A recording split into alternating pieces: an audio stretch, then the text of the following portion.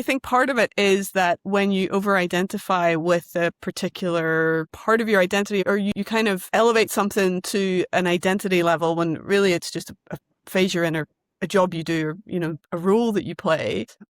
I think part of what drives us to do that sometimes is you get a feeling of certainty from that. And it can be scary to acknowledge that you might not know exactly who you are when you strip away your roles. And I think that is, we talked earlier about allowing the work to constantly evolve as your identity evolves. I think that's part of the process, is asking those questions that you might not have answers to, which is, if I am no longer a marketer, or if I am not a daughter or a mother or a friend, like, who am I at my essence? That can be a very uncomfortable question, because the answer is often, I don't really know. And so you have to kind of sit with that and be with that until you slowly get a sense of it.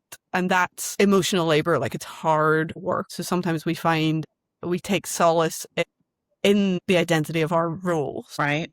Roles and labels, right? Like, my role is a podcaster right now. One of my labels is a wife, right? And those things can totally consume us as this is who I am. And when you're talking, I love the nature imagery too, because there's something so permanent about nature and so changing about nature, both at the same time. I think that's one of the reasons I've always loved your work as well, and we can talk about your arc if you like, but watching you evolve in how you've created space for people to evolve.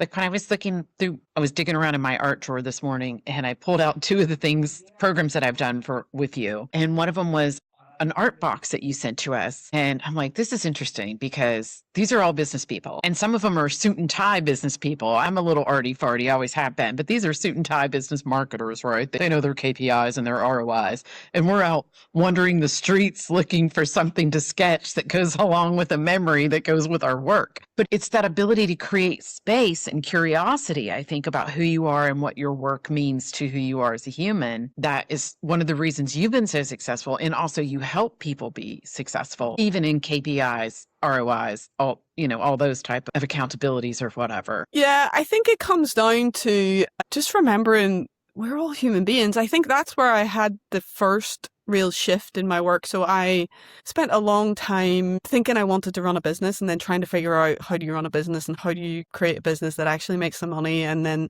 fell into web design, marketing consultancy, figured out how to make it work. And as it began to work, realized, oh, I don't know that this is it for me. And so then very quickly started to try to pivot, but, had a year, maybe 18 months, 2 years, where that business was still what I was doing officially, but behind the scenes, I was kind of desperately scrambling to see, like, how can I follow my nose? How can I do the stuff that I'm interested in? And I just started writing and playing around in my marketing, really. But one of the switches that I kind of made at that point was realizing, I know, even though the business world might try to keep it a secret a lot of the time, I know that all these people are just humans. They're just people. And I can kind of ignore any persona or any bravado or any kind of like, well, I am an expert in this. And I can speak directly to that human who wakes up at 3:00 in the morning and worries and frets and has an ache and a longing. And so it's about just cutting through everything and speaking straight to that person. So how did you develop, I don't know if it would be resiliency or bravery or the courage or whatever you want to label it, right? To allow yourself to take that track.